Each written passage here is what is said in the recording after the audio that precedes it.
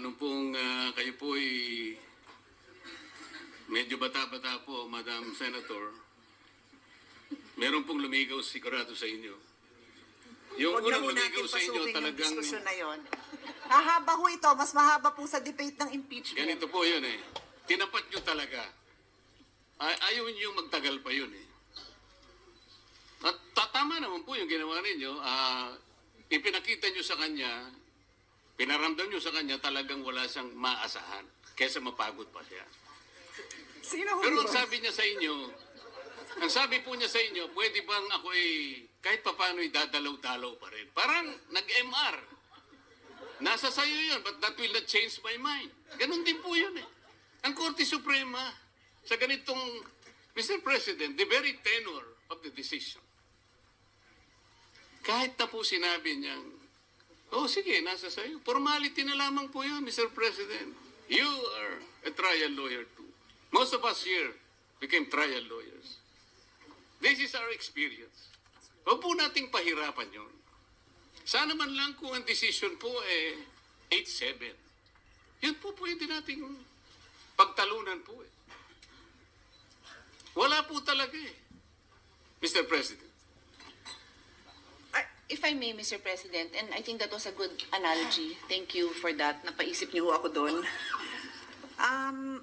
I think what's interesting with His Honor's analogy is there are people, there's the public, I don't know, millions of people would like to understand ano ba yung final na kasong yun, may evidence ba? And totoo yan, di ba? Hindi natin matatanggal yun. So in the same way,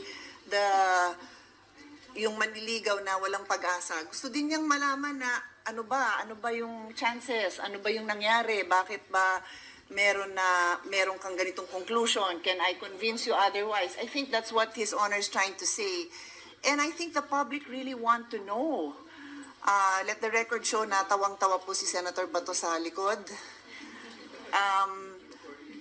And we really want to know, sino ba namang may ayaw malaman kung merong isang public official na naakusahan ng katiwalian?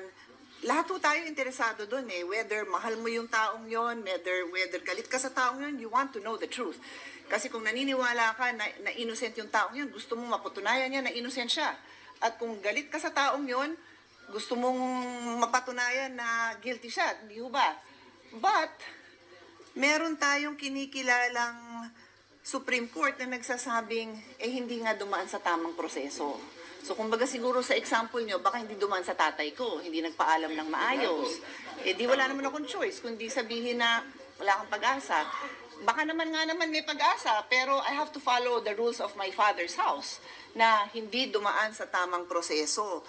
So, doon ho tayo babalik, and as a lawyer, I have to say this na yun nga, we are governed by laws. And in as much as gusto ko rin malaman, bothered ho ako sa mga gantong akusasyon. The other day, our colleagues, merong privileged speech tungkol sa kalokohan dun sa paggagawa ng mga flood control. Gusto natin malaman, di ba? Ngayon, pagka yun na-discuss sa sa media, okay na, media siya. Pero walang papupuntahan yun kasi it should go to the proper process. May process yan sa halls of the Senate. We have hearings in aid of legislation, and then magre-recommend tayo na ma-ombudsman yan. So may proseso tayo. So yun ho siguro yung pinapatunguhan. Doon ho papunta ang aking conclusion na in as much as the public deserves to know, because we all deserve to know, we also have to follow the process. And I share this with everyone kasi ang hirap lang talaga ng sitwasyon natin kung hindi tayo makikinig sa Supreme Court. Meron tayo in the Senate, Congress, we have our duties as co-equal bodies. Ang duties po namin kasama ang pagsiyasat ng budget ng lahat ng agency. So pati